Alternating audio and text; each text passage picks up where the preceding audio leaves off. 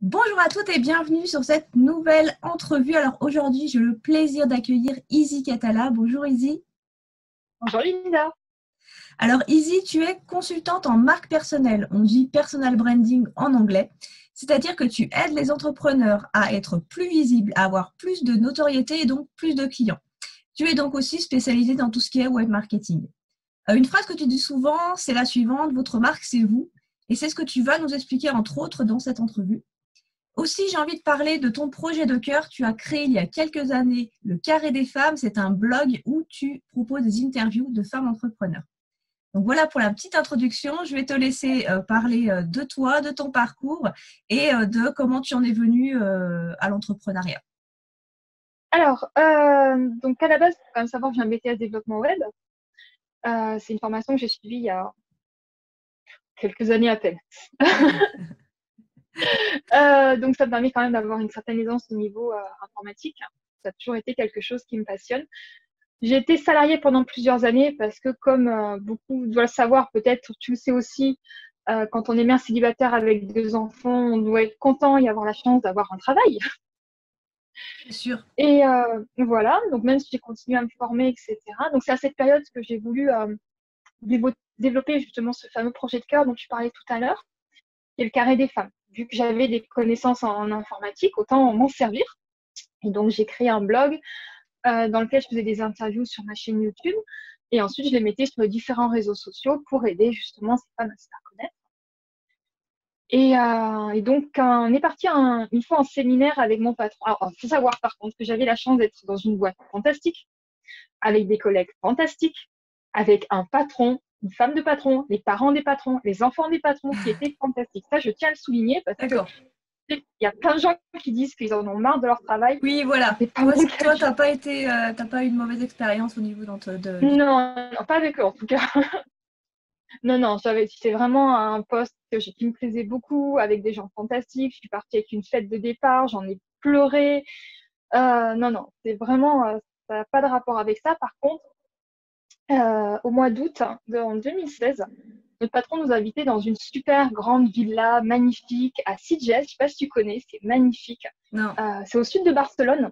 C'est une d'accord. villa en fait qui est à flanc de montagne. C'est-à-dire que tu as une partie de en fait le village est à flanc de montagne et tu as vue sur la mer, piscine à Ah, débordement. ça doit être magnifique. Ben, sur ma page personnelle, la maison qu'on voit, ça a été Oui, pris là-bas. d'accord. Ok. Ah oui, c'est Voilà. Et très puis, très beau. ouais, c'est un peu beau, comme on dit. Ah ouais, très très Non, beau. c'est juste fantastique. Et c'est vraiment à ce moment-là que je me suis dit, OK, je suis en train d'aider quelqu'un à réaliser son rêve. Et j'ai dit, bon, bah, on est revenu de là, j'ai fait 3, 4 trucs et j'ai dit, Stéphane, je vais partir. Et donc voilà, je suis partie et il me manque beaucoup, ils me manquent Mhm. tous beaucoup. Il y en a que j'ai en contact, mais je pense qu'à un moment, il faut construire son propre rêve. Mhm. Donc voilà comment je suis arrivée à l'entrepreneuriat. D'accord, ok, super. Euh, alors, du coup, on entend beaucoup parler du branding en fait. C'est vrai qu'on Mhm. entend vraiment beaucoup parler de ce terme, mais on parle moins vraiment du personal branding. Est-ce que tu peux nous expliquer vraiment ce que c'est? Alors, officiellement, si vous allez lire des définitions du personal branding, vous allez lire quelque chose à peu près du style méthode qui consiste à transformer un individu en une marque et à utiliser des moyens de web marketing et de publicité pour se faire connaître. Mhm. Ça, Moi, je c'est ne le la présente pas définition du vraiment de la même. dictionnaire, Moi, c'est à peu près ce qu'on voit partout. typiquement. Mhm. Voilà. Mais en fait, le personal branding, c'est lorsqu'on développe une activité. Alors moi, je travaille que sur la partie développement d'entreprise. On peut faire du personal branding pour rencontrer son amoureux. On peut faire du personal branding pour chercher un travail. C'est pas ce que je touche moi. Mais Mhm. en gros, c'est toujours la même chose. C'est qui vous êtes, qui vous voulez toucher et quel but vous voulez atteindre. Qui, quoi, qui vous êtes, qu'est-ce que vous voulez atteindre et avec. Donc en gros, pour une entreprise, c'est qui vous êtes vous, Mhm. qui est votre client idéal, qui vous voulez vendre et qu'est-ce que vous vendez. Si vous parlez que de vous, bah, vous êtes dans vous, les gens ils s'en fichent de vous et vous vendez rien. Si vous parlez que de votre produit, vous faites de la pub. Mhm. Si vous parlez qu'à votre client, bah, votre client il va s'en ficher de ce que vous vendez parce qu'il va être très content que vous lui parlez à lui. Et en fait, quand on a une communication qui est absolument 100% alignée avec la partie de vous qui va résonner au niveau de votre client et l'inciter à acheter votre produit, quand vous êtes dans ces trois cercles qui se touchent, c'est ça, c'est juste ça le personal branding. Et c'est magique. Moi, je suis fan de ça. Ok, ouais, c'est très bien, très clairement expliqué, comme ça, Merci. super. Alors, justement, par quoi on commence quand on veut mettre en avant sa marque personnelle, enfin passer par le personal branding, par quoi on commence? Mais par soi, on l'entend souvent, mais découvrir ses qualités, ses défauts, son expérience. Tout ce qui constitue, tous les éléments qu'on a eu tout au long de sa vie, des fois ça remonte très très tôt, tout ce qu'on a eu le long de sa vie, qui va pouvoir mettre en avant justement son message, qui va résonner au niveau de son client et qui va vous permettre de vendre quelque chose qui est aligné avec vous-même. La première étape, c'est apprendre vraiment à se connaître et à vraiment, vraiment rentrer en profondeur. Ne pas hésiter à lister les choses négatives, comme les expériences négatives, les défauts, etc. Parce que un défaut en marketing, ça devient souvent une qualité. C'est grâce souvent aux défauts qu'on finit par attirer des clients. C'est pas, par exemple, si moi je dis oui, je suis super douée en informatique, j'adore WordPress, j'adore le web marketing, les gens ils s'en fichent de ça. Ils vont dire oui, c'est bien, elle est comme tous les autres. Mais par contre, si les personnes ont vu ma chaîne YouTube, qui ont vu les lives que je fais, etc., mais que je leur dis, et c'est vrai, hein, mon premier live, il m'a été challengé par Michel Concalves, alors que j'étais partie l'aider.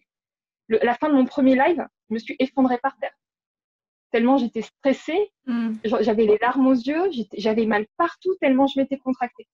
Et ça, on pourrait dire, oui, mais c'est une mauvaise expérience, on la partage pas. Ben si, parce que c'est justement ça qui fait que les gens, ils trouvent que je suis humaine. Ils se disent, ben, moi aussi, j'ai peur. Mais si elle l'a fait, je peux le faire. Donc, c'est souvent dans les défauts et les mauvaises expériences qu'on raisonne, en fait, chez les personnes avec nous. Voilà. Oui, donc commencer par finalement un travail d'introspection. Exactement. Et c'est ce que j'ai avec quelqu'un. Ouais. Non, c'est c'est justement ce que je l'ai entendu plusieurs fois dans les interviews justement, notamment avec des coachs, plus des personnes coach business, mais qui me disaient que oui, il fallait déjà bien se connaître pour arriver. Parce que souvent les personnes peuvent venir vers toi ou bon, toi c'est vraiment l'image, donc on sait un petit peu pourquoi on y va, mais peuvent faire appel à un coach sur un business en se disant bon, moi j'ai du mal à être vue, voilà, enfin mes offres ne touchent pas et on s'aperçoit souvent que c'est finalement un problème justement d'alignement, de se mettre en avant soi pour arriver à présenter des offres qui soient en accord avec nous, quoi. D'accord. Donc, travail d'introspection, travail sur soi pour commencer. Donc, alors, moi, c'est pas une introspection, parce que ça, c'est vraiment quelque chose de coach. Oui. Moi, c'est plutôt définir, en fait, lister, carrément lister ces moments qu'on va garder. D'accord. Moi, je suis pas coach. Hein. J'ai acheté une formation de coach, mais je l'ai pas finie. Je l'ai même pas commencé, en fait. Donc, je sais que c'est important, mais je suis pas coach. Ok, d'accord. Bien se connaître. Alors, pourquoi travailler son personal branding? Bon, là, on commence déjà à comprendre pourquoi, mais peut permettre vraiment d'améliorer sa visibilité sur le web. Parce que ça va simplifier sa communication. Et en plus, parce que ça va vous permettre d'entrer en résonance avec votre client idéal. On va pas rentrer sur le sujet du client idéal, mais ça va vous permettre, en fait, d'entrer en résonance avec certaines personnes qui, au final, ne voudront travailler qu'avec vous. Et on a l'impression que c'est bête, que tout le monde dit ça, mais réellement, quand c'est bien fait, ça se fait exactement ça. Moi, je fais pas de publicité aujourd'hui et j'ai, on va dire, 2 à 5 rendez-vous découverts par semaine. Je fais 0 pub. J'ai aucun truc qui dit prenez un rendez-vous avec moi nulle part. Okay. Alors, on va parler du message, justement. Alors, le message, bon, tu as déjà peut-être commencé à répondre un petit peu dans le sens où tu dis qu'il faut se connaître, etc. Donc, comment on construit un message qui nous correspond, en fait? Qu'est-ce que le message doit comporter pour qu'il soit fluide et bien compris, finalement, des autres? Justement, en fait, moi, je définis. En fait, ce qu'il y a, c'est que les gens, soit ils vont parler de tout, soit ensuite, ils vont se focaliser sur un truc. Et ils vont, à chaque fois qu'on va les interviewer, ils vont redire exactement la même chose. Un accident qui leur est arrivé, et ils vont dire tout le temps la même chose. Et le résultat, au bout d'un moment, ça lasse. Hein, on sait très bien comment la personne ce qui est arrivé. En fait, moi, je fonctionne, et je pense que toutes les personnes qui font du personal branding fonctionnent comme ça, mais j'en connais pas, mais bon, j'en connais, mais je ne connais pas comment ils travaillent. Moi, je définis une espèce de carte où on va lister trois items, en fait, dans chacun des qualités, défauts, points hauts, points bas. Et moi, j'incite les personnes en fait à jouer sur cette carte et à piocher pour chacune des entretiens. Et au bout d'un moment, on le connaît tellement et jamais dépasser les 3. Donc après, mais on le fait machinalement. C'est comme quand on apprend à danser, on sait que si c'est telle musique, on doit dire ça, etc. Comme l'élévateur speech ou le storytelling. Oui. Ok, après ça devient naturel et voilà. Exactement. Puis on le rabâche tellement au fur et à mesure, puis ça ressort ensuite. Quand on va parler de l'histoire, on va dire oui, mais ça ressort parce que tu as telle qualité, tel défaut, donc on s'ancre avec soi-même. Ok. Alors, sur quel réseau, ça c'est, voilà, je viens d'y penser, sur quel réseau social est-ce qu'il est le mieux de travailler justement tout ça, cette visibilité comment tu le vois aujourd'hui? Facebook. Facebook. Je pense que Facebook, c'est le plus facile. Tous les réseaux ont une utilité. Lorsqu'une personne va sur LinkedIn, c'est plus pour chercher un employé ou un collaborateur. Lorsqu'une personne va sur Instagram, c'est pour se distraire, choisir un gloss ou voir des belles images, des lifestyles. Je ne suis pas très douée en anglais. Lorsqu'on va sur YouTube, c'est qu'on cherche un tuto ou des vidéos de petits chats. Facebook, c'est vraiment le réseau où déjà il y a tout le monde. Il faut savoir que si une personne est sur Instagram, elle est sur Facebook. Si elle est LinkedIn, elle est aussi sur Facebook. Mais elle va être ni en mode loisir, ni en mode recherche de travail. Elle va être en mode je regarde ce qui se fait. Et aujourd'hui, je pense que Facebook, il y a tout le monde sur Facebook. Et que c'est le réseau le plus simple pour se faire connaître. Donc moi, c'est Facebook. D'accord, ok. Ouais, parce que beaucoup disent que finalement Facebook, il est sur la pente descendante, mais en attendant, c'est toujours là qu'il y a le plus d'utilisateurs. Et puis, il y a plein de nouveautés qui sont en train de se faire, qui ont été organisées pendant le confinement. On a eu deux, trois choses, notamment, ils sont en train de créer une plateforme comme Zoom pour pouvoir faire des lives, etc. Donc, faire des réunions de groupe jusqu'à 50 personnes sans payer ni rien. Donc, je pense que ils sont loin de terminer. Sur la phase descendante. Non, ils rebondissent très, très bien. Ils savent très bien interagir et ça va très rapide. Ok. Alors, est-ce que le manque de compétences dans la technique, parce que ça peut faire peur, est-ce que le manque de compétences dans la technique peut freiner le travail dans le personal branding? Se dire, moi, je suis pas douée à ça, je suis pas douée à... Non. Non, pas du tout, parce que le personal branding, c'est savoir qui on est. Et moi, je suis pas douée en compta. Voilà. Ça ne peut pas avoir une entreprise ou autre, quoi. Non, le personal branding, c'est savoir où vous êtes excellent et où vous êtes faible. Point. Donc, c'est pas parce que vous êtes coach, on parlait de coach tout à l'heure, que vous êtes développeur web. Voilà, votre expertise à vous, c'est votre expertise à vous. Ça, très sincèrement, il faut vraiment pas fixer sur la technique. La technique, ça se délègue, la technique, ça s'apprend. Comme je dis tout le temps, la technique, c'est très simple quand c'est très bien expliqué. Oui, tout à fait. Mais c'est vrai que des fois, ça freine beaucoup. Après, on est sur aussi des peurs de se mettre en action et de toujours un peu rester sur sa zone de confort et de ne pas vouloir en sortir. C'est ça. Voilà. Exactement. Alors, quelle est l'erreur numéro 1, que tu vois chez les personnes qui demandent ton aide, qui viennent vers toi, en fait? Exactement celle que tu viens de dire. Le manque C'est-à-dire, en gros, la technique. Ah, mais j'aimerais faire ça, mais je ne sais pas faire ça. J'aimerais faire ça, mais je ne sais pas faire de site internet. J'aimerais faire ça, mais je ne sais pas. Tu n'es pas développeur web, d'accord? Tu n'es pas community manager, ce n'est pas ton expertise. Concentre-toi sur ce que tu sais faire et délègue ce que tu ne sais pas faire. Puis, c'est pas très compliqué, un site internet, ça s'apprend. C'est juste une suite d'actions simples à faire. Oui, c'est sûr. Même après, si on a vraiment besoin d'être accompagné, on a plein de formations en ligne très simples et à prix vraiment très abordable qui expliquent tout ça. Exactement.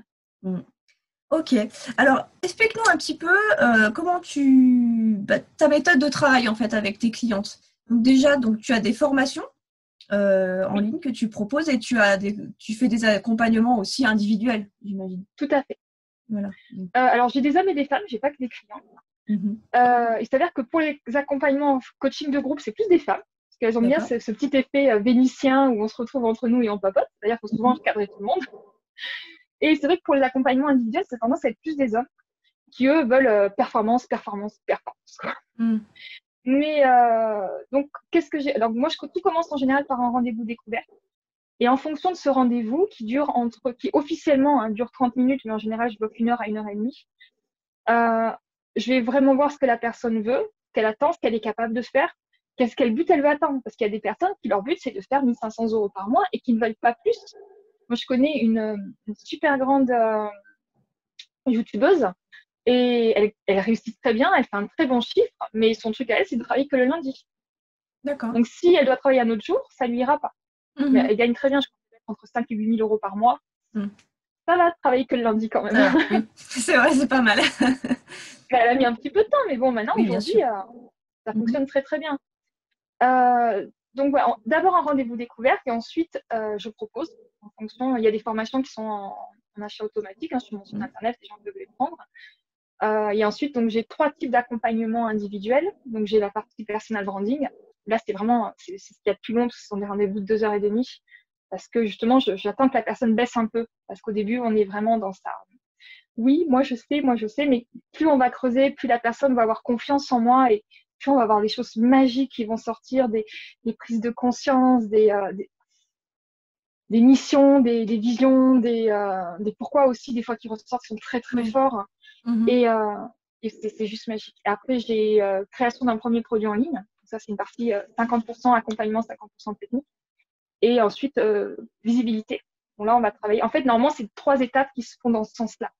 D'abord, on travaille sur son personal branding. Après, on choisit ce qu'on va vendre. Et après, on passe à la com. Mais c'est vrai qu'il y a des gens qui sont plus ou moins avancés, qui sont sur différents niveaux. Donc, c'est à peu près les 3 types d'accompagnement. Et après, j'ai plein de petites modules, petites capsules un peu Mhm. partout. Et ma grosse formation que j'ai faite il y a quelques mois, qui est finie de tourner, qui est en bêta-test et qui devrait bientôt revenir. Super, d'accord. Et dis-moi, ton actualité donc en ce moment, est-ce que tu veux nous parler de quelque chose en particulier? Donc, théoriquement, vous avez dû voir passer, il y a le sommet, il y a un sommet Oui. Wonder Must, voilà, qui Ouais. est en cours. Là, il a commencé à en parler hier. Donc, je fais partie des personnes que Elodie a eu la extrême grande gentillesse de contacter. J'étais très surprise quand elle m'a contactée, même si on se connaît. On se connaît. On a discuté à 3-4 reprises, vraiment pas plus. Et donc, voilà, donc je suis sur ce sommet et qui est gratuit. Donc, n'hésitez pas, si c'est quelque chose qui vous intéresse, de voir comment. Je crois qu'on est 20, donc 20 personnes ont eu du succès, Mhm. 20 chefs d'entreprise ont eu du succès dans leur histoire. En plus, vous pouvez les regarder en replay, vous n'êtes pas obligé d'être là à l'heure à regarder. Donc voilà.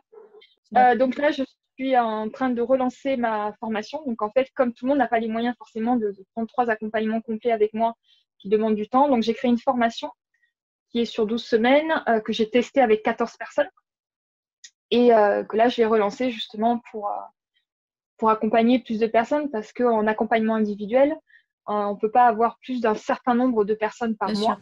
Mhm. Dessus de 6, je sature parce que les Ah rendez-vous bah avec oui. moi, c'est pas 1 heure et c'est fini, quoi. Déjà, c'est 1 h 30. Et pendant tout le temps d'accompagnement, on m'envoie des SMS, des mails, des problèmes techniques. Donc, Mhm. voilà, quoi. Je suis là. Un rendez-vous et c'est fini, quoi. Mhm. Et tu peux pas te dédoubler encore, on n'a pas ce pouvoir. Non, Donc c'est non. sûr Et puis, que- sur la partie technique et conseil, c'est difficile. On peut libérer la partie technique, on peut libérer la Mhm. partie conseil. Le gros plus, c'est que moi, je suis capable de faire les deux. Mhm. Si une personne a un souci technique, j'arrive très facilement à savoir où est le problème. Donc, c'est réglé en 2 minutes, quoi. Mhm. Ouais, ouais, ok. Côté geek. Ok. Et donc sur ta chaîne YouTube ou même sur Facebook, donc tu parles pas forcément toujours du personal branding en fait. Non. Tu parles de tout Je- ce qui est. Voilà, vas-y, je te laisse la parole. En fait, le personal branding, c'est la base. Normalement, tout part du personal branding. Ça, par contre, Mm. je le dis systématiquement. Mais après, il y a tout un processus. D'ailleurs, comme je l'ai dit dans l'introduction, le personal branding, c'est ce qui vise à transformer une personne en une marque en utilisant des moyens techniques et des moyens publicitaires. Donc, c'est aussi maîtriser tout ça ou avoir des compétences dans tout ça.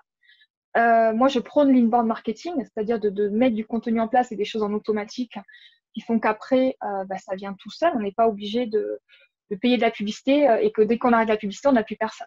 Ouais. Donc, c'est vraiment sur ça que j'essaie d'expliquer aux gens parce que il y a beaucoup d'entrepreneurs ou d'infopreneurs dont on entend qu'ils nous vendent des fameuses formations qui semblent très bien. Et quand on les achète, waouh, Ouais. il n'y a rien. Moi, Mm. je me suis fait avoir une bonne dizaine de fois en me disant, mais celle-là, elle a l'air vraiment bien. Dernièrement, là, j'ai acheté une grosse formation à 3 000 € quand même, hein. Et Ouais. dans le marketeur, je me suis dit, ouais, ok, ça va être super, ça va vraiment me faire du bien. Et, Ouais. et Déçu. Les pages de vente sont bien faites, par contre. ah oui, elles sont très bien faites. Ah, c'est très bien travaillé. Magnifique. Très vendeur. Les vidéos, super. Un lancement orchestré mémorable. merveilleux. Mhm. Mhm. Donc voilà, faut vraiment faire des choses proprement et justement quand on fait beaucoup de contenu comme ça, c'est pour ça que je parle d'inbound marketing, les gens ils ont l'habitude de voir si on est dans l'authenticité, etc. Là on fait une vidéo, les gens ils ont l'habitude de te voir par exemple, ils reviennent te voir parce qu'ils savent que les personnes que tu choisis, eh bien c'est les personnes que tu apprécies donc ils sont qualitatives, etc. Tu es en train de créer ta marque. Les gens te font Mhm. confiance, c'est pour ça qu'ils reviennent. Et c'est justement l'avantage de faire différents types de contenus comme ça, c'est de se mettre en avant et de montrer qui on est, quoi. Et Mhm. voilà. Mhm. Super, merci Izzy. Alors, professionnellement, petite question, est-ce qu'il t'arrive de douter? Et comment ça se manifeste? C'est dommage. J'aime bien parce qu'à chaque fois que je pose, à chaque fois que je pose une question, moi, mais oui, je sais la réponse. Mais qu'est-ce que tu fais pour dépasser ça? Duronzang, Xanax, prise de sang. Enfermé J'ai pendant marché. des heures. Ah oui, ça c'est sûr. Thé, vraiment le thé. Non, qu'est-ce que je fais? J'essaie de changer d'air. Je vais Mhm. marcher. J'adore marcher. Ça me fait vraiment du bien. Euh, je danse. Je mets de la musique à fond. J'adore Lindsey Sterling, des choses comme ça. Donc, musique à fond, on lâche la pression, du sport. Ouais. Le sport, c'est vraiment indispensable au jour d'aujourd'hui parce que très sincèrement, en plus avec le confinement, si j'avais pas l'habitude de faire du sport à la maison, Ouais. les deux enfants, j'adore mes filles, elles sont fantastiques, mais vive le sport. C'est ça. Et au niveau d'août, je suis, comme beaucoup de femmes, hein, je suis une hypersensible. Je dois pleurer au moins une fois par semaine. Donc, oui, on doute tous, mais on doute, ok, ben, on avance quand même, quoi. Mhm. Mhm. C'est le truc, c'est que le doute ne doit pas trop durer dans le temps. C'est C'est d'arriver à ça, rebondir, de trouver des choses pour arriver à rebondir. Étant c'est exactement hypersensible, ça. bienvenue au club. Donc voilà. Ouais, Alors, je l'ai senti en résonance hein, quand je l'ai c'est dit. vrai, J'ai droit à ce fameux petit rire dont tu t'es moqué il y a quelques minutes. euh, c'est ça. Voilà, exactement, tu m'as percé au grand jour. Alors, comment est-ce que tu fais pour préserver, justement, tu parlais de tes filles, pour préserver l'équilibre entre ta vie perso et ta vie professionnelle? Est-ce que déjà tu le vois l'équilibre? Est-ce que tu arrives à le... Ouais. Un peu moins pendant le confinement parce qu'elles étaient là. Mm, Donc la cassure est moins marquée. Mais c'est vrai que je me lève très tôt. Mes filles sont grandes, elles ont 13 et 19 ans aujourd'hui, mais je leur fais leur petit déjeuner tous les matins quand il y a école. C'est quelque chose auquel je tiens. Je les emmène à l'école s'il y a besoin ou si ma fille commence à 9 heures, par exemple, la petite, je l'emmène. mhm. J'essaie d'arrêter systématique. Je ne prends jamais de rendez-vous à 16h30, sauf depuis le confinement, parce qu'à 16h30, 17h, c'est réservé pour que je fasse le goûter à ma cadette. Mhm. J'essaie vraiment de fixer des plages horaires pour mes enfants. Ouais. Le repas du soir, c'est quelque chose qui est important aussi. Et tous les week-ends, j'essaie de pâtisser. Donc, je prends un moment où je leur fais un gâteau, des cupcakes, j'adore faire des cupcakes. Ah, Faire de la pâtisserie ou des choses comme ça, vraiment tous les week-ends avec un moment. d'accord. Ouais. Bah, de toute façon, c'est super important, c'est sûr. Hein. Faut pas que ça empiète la vie pro, que ça empiète sur la Non, vie perso. non, non. Et si je peux rajouter un truc, c'est inclure les Oui. enfants dans ce. Ouais. C'est-à-dire Comment que tu fais ça? lorsque j'ai lancé mon activité, j'ai dit aux filles, OK, voilà, j'ai envie de lancer mon activité, mais ça veut dire que pendant 2 ans, on fait plus rien. C'est toute mon énergie va être sur mon activité. Je peux pas prendre de vacances, je peux pas partir. Alors, j'habite à 6 km de la plage. Hein. Oui, voilà. Oui, c'est des conditions très dures pour travailler. Mais, mais voilà, je pense que je leur ai dit et Elles elles étaient au savaient vers quoi on courant, va. voilà. Et elles t'ont soutenu quelque part, même si elles étaient jeunes quand même. Oui, oui. Et puis d'ailleurs, là, ma grande, à partir du mois de juillet, rentre en alternance dans ma société. Donc, Ah, c'est elle qui me l'a super. demandé. Ouais. Donc, elle va être collaboratrice au niveau de. Ben, il fallait un poste, j'étais en train de chercher. Je devais embaucher quelqu'un normalement qui devait commencer le lundi avant le confinement. D'accord. Ah, Voilà, j'avais deux personnes. Une personne qui devait être une assistante commerciale à temps plein et une personne à temps partiel comme assistante personnelle pour gérer les emplois du temps, et rappeler les clients, renvoyer les enregistrements, des choses comme ça. Il se trouve que bah, forcément, avec le confinement, ça ne s'est pas fait. oui. Et qu'en plus, comme elles n'ont pas voulu faire de travail à distance pour telle ou telle raison, et elles ont le droit, hein, c'est leur choix, mais à partir du moment où elles n'ont pas décidé de prendre un temps pour développer mon activité, j'ai décidé de ne pas les prendre. D'accord. Ok. Voilà, donc je sais, il y en a qui vont râler, il y en a qui vont comprendre, Oui, bah après, voilà. mais J'ai aussi l'entreprise à faire tourner, qui me Bah, bien sûr. formerait, etc. Puis j'avais pris du temps pour les former, etc. Donc là, ma grande m'a proposé de rejoindre mon activité et j'ai dit OK. Et donc voilà, donc c'est que ça lui parle en fait, ce que je fais, que ça fait Ouais. sens. Super. Bah, ça va être génial, ça. J'imagine que tu dois être vachement contente. Ah oui, parce que ça fait moi ça fait très longtemps qu'elle me dit mais maman, moi je suis pas une geek. Maman, moi je suis pas une geek. Et c'est vrai que c'est pas une geek, hein. Elle va s'occuper de Mm. la partie commerciale, donc gestion des clients, etc. Donc chacun sa part. Mhm. Mais non, mais c'est une Super. grande fierté parce que pour les personal branding, je sais pas si tu connais Béatrice et Lola Cuvelier, Non. qui sont dans le personal branding D'accord. aussi. Et combien de fois j'ai dit à Béatrice, et elles travaillent ensemble, c'est la mère et la fille. Combien de fois j'ai dit à Béatrice et à Lola, mais moi j'adorerais que ma fille Mm. travaille avec moi. Et Béatrice me disait, mais ça vient pas comme ça, tu sais, ça prend du temps. Et au début, elle voulait pas. Et en fait, c'est exactement ça. Et voilà, c'est ça. Tout, Ça tout l'idée, ça arrive, quoi. c'est ça. Ouais, ouais. Eh ben, super. Alors, j'ai deux petites questions pour finir l'interview, en fait, qui n'ont rien à voir avec le travail, juste pour te connaître un petit peu mieux. Alors, est-ce que tu peux nous dire Allez. quel est ton livre préféré? Bon, tu peux en citer deux, hein, de deux domaines différents. Enfin, voilà. Oh, voilà, si je cite, alors je suis très, très, très, genre très éclectique en littérature. Par exemple, en ce moment, ça va faire rire beaucoup de gens parce que si on me voit en talon aiguille de 15 centimètres, en ce moment, je suis en train de lire The Witcher. Il y en a qui connaissent, c'est Le Sorceleur, D'accord. et je me régale. Mon livre de chevet, c'est celui-ci, Ah, en bah temps voilà. réel. Voilà, c'est ça. Ah, Mon livre préféré, c'est vraiment L'autoroute du millionnaire. Ce livre, d'accord. j'ai pris des prises de conscience. Parce qu'il y en a qui vont se dire, oui, c'est pour gagner plein d'argent, etc.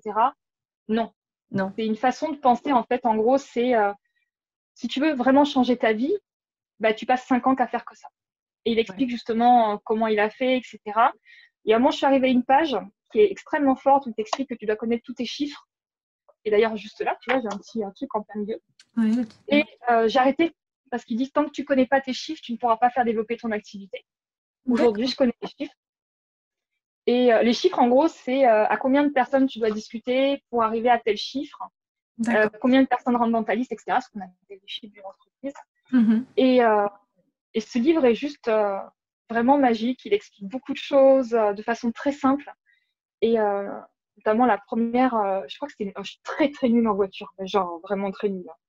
Au début, il est très jeune et il rencontre un monsieur qui a une très très grosse voiture. Et pour lui, en fait, il fallait être très très riche dès la naissance. Et la personne lui explique qu'en fait, non, c'est un inventeur. Et qu'il a eu cette très grosse voiture parce qu'il a inventé des choses. Et là, dans sa tête, ça fait quoi? Donc, l'autoroute du millionnaire. Donc, en ce moment, voilà, les deux livres que je lis. Enfin, l'autoroute du millionnaire, je l'ai arrêté. Je lis The Witcher Mhm. parce que ça me fait complètement déconnecter avec la réalité. Mhm. Et ça, on en a besoin. On en a besoin. Mm. Et j'ai aussi eu le livre de. Mais pareil, c'est un livre en petits morceaux. Moi, j'avais dit deux, alors j'avais dit deux. Non, non, vas-y, tu as commencé. Dis-nous. Tu connais Victoria Charlton? Ça me dit quelque chose. Alors, c'est une youtubeuse qui est à la base canadienne, qui fait une chaîne YouTube, ce qu'on appelle du true crime, et qui Ouais. vit au Mexique. Et en fait, elle a écrit un livre avec plein de petites histoires, et c'est quelque chose qui me fascine, tout ce qui est enquête, etc. Donc, je suis très D'accord. éclectique, hein, j'ai aussi lu 50 Ok. degrés, je suis Ouais, vraiment très, très éclectique. d'accord. Ouais, ouais. Non, mais c'est sûr, comme je te dis, on en a vraiment besoin, hein, pour sortir un petit peu C'est ça, parce que des de- livres de marketing, j'en ai plein. D'ailleurs, tout ce qui est Mhm. ici, bah, maintenant, un peu moins bien rangé. Voilà, Les livres de c'est un petit marketing, peu tombé. l'autre ici. Mm. Voilà, c'est moins classe. Oui, oui, on peut pas lire toujours des livres de marketing. Non, Enfin, moi, je sais que je peux non, pas. non, évidemment, ça prend la tête. Ouais, non, non, c'est sûr, c'est sûr. Ok, super. Et la dernière question, quelle est ton activité préférée hors du travail? Marcher. Marcher. Ok. Là, on est en train de voir pour. J'ai fait une partie de Saint-Jacques-de-Compostelle et en plus, avec le confinement, on va sûrement partir avec plusieurs de mes clientes et copines pour faire la fin de Saint-Jacques-de-Compostelle. Et là, Ah, vraiment, on décompresse au plus possible. Et mm. voilà. Quand Ouais, on voit tous ces paysages, on est vraiment juste. mm. Ouais, le contact Ça de me la fait. nature, hein, c'est rien de tel pour Ah oui. décompresser. Mm, mm, mm. Ok, super. Merci Je peux beaucoup. rajouter le shopping des chaussures aussi, hein. Pardon? Je peux rajouter le shopping des chaussures aussi. Ah oui, je pine les chaussures.